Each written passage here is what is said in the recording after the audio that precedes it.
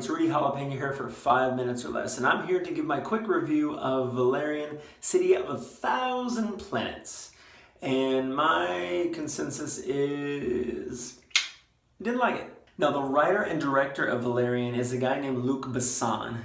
You may remember a movie he did back in the 90s called The Fifth Element. The visuals in this movie are amazing. Now, everything like The Fifth Element just jumps out at you. You know, a lot of the colors, a lot of the aliens and a lot of the characters are very well defined. They're very meticulously created, and you could tell a lot of work went into this production. However, although cinema is a visual medium, you still have to have a great story, and for me, that's where the movie really fell flat. Okay, so the movie starts out with two agents, Valeria and Laura Lynn, played by Dane DeHaan and Cara Delevingne. You may remember Dane DeHaan from a movie called Chronicle and Cara Delevingne from last year's Suicide Squad.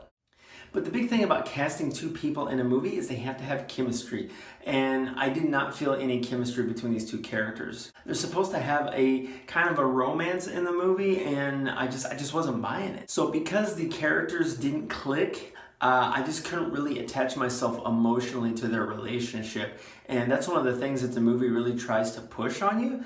And it just wasn't working for me. Now, Cara Delevingne, this is one of the better performances I've seen her in. She did really good, and you can tell that she's a good actress, but the script that she was given to work with just was not good. Speaking of the script, this is some of the goofiest dialogue I've heard in a long time. Exposition just keeps coming at you left and right, over and over again and again, and it just comes out clunky. The dialogue doesn't feel natural, and it just doesn't help the flow of the narrative. It just does not flow well. The script is also very predictable.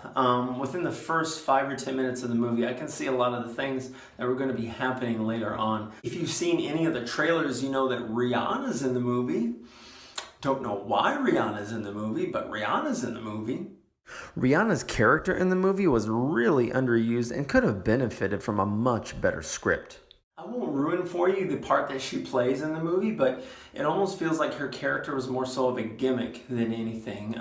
You could pretty much take the role that she played out of the movie and it would still play the same, basically. Now, another great actor, Clive Bowen, he's actually in the movie. You may remember him from movies like Inside Man or Children of Men. His character is really one note. He plays a general, and there's not a lot of depth to the general's character. Very underwritten, and again, just somebody else I really don't care about. If you've seen any of the trailers for this film, you know you're in for a visual treat. Now, whenever you've seen the trailer, you probably think of a movie like Jupiter Ascending, and of course, The Fifth Element because of all the visuals. I will tell you, this movie is it's a lot better than Jupiter Ascending. But it's definitely not as good as The Fifth Element, at least from what I remember of The Fifth Element. This movie, visually, is stunning. It's so beautiful.